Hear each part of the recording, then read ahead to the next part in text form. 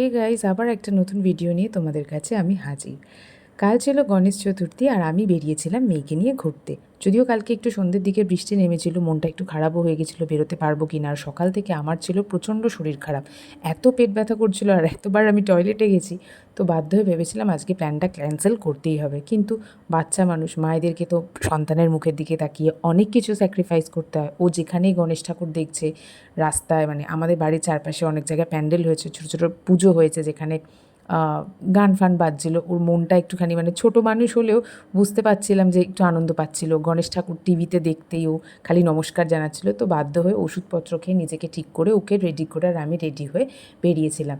তো বৃষ্টিতে তো রাস্তাঘাটের অবস্থা ভীষণ খারাপ ছিল, তাই কোলে কোলে নিয়ে ঘুরতে হয়েছে। তবে একটা জায়গায় প্যান্ডেলেতে একটু শুকনো শুকনো ছিল, সেখানে গিয়ে একটু ম্যাডাম ডান্স ফান্স করে নিয়েছিল, কয়েকটা বাচ্চা সেখানে মিউজিকের সাথে নাচ করছিল আর আমিও ওকে একটু একটু করে নামিয়ে কয়েকটা ফটোও তুলে নিয়েছিলাম আর কয়েকটা ভিডিও ক্লিপও নিয়ে নিয়েছিলাম। টুকটাক এখানে আমাদের 5-6টা পুজো হয় দমদম চত্বরে, বেশ ভালোই পুজোটা হয়েছে, খারাপ হয়নি। সবাই মোটামুটি আনন্দ করছে। জানি চারপাশের সিচুয়েশান এখনও অবধি আমরা সঠিক বিচার পাচ্ছি না, বুঝতেই পারছো তোমরা কী ব্যাপারে বলছি।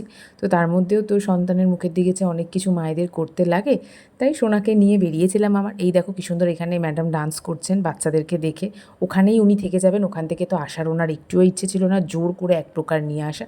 কিন্তু তার মধ্যে আমার শরীরটা একটু দুর্বল লাগছিল, কারণ সকালে অবস্থা খুব খারাপ ছিল আর খেতে পারিনি একদম দুপুর থেকে ঠিক করে। তাই ওকে নিয়ে কোনো রকমে ঘুরিয়ে ওই মোটামুটি 1 ঘন্টার মধ্যে তারপরে আমরা বাড়ি চলে আসি। রাস্তায় আসার পথে অনেকগুলো ঠাকুর পড়েছিল আর রাস্তাঘাটে বেশ ভিড় ছিল। কালকে যেহেতু শনিবার ছিল, আমাদের পাড়ার একটা কালী মন্দিরেও বেশ ভিড় হয়েছিল।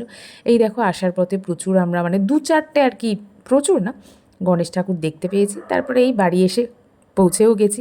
ম্যাডাম তো ঢুকবে না, তাই জোর করে তাকে নিয়ে আসা। চলো আজকের মতো এখানেই টাটা, আবার দেখা হবে তোমাদের সাথে নেক্সট কোনো ব্লগে। বাই।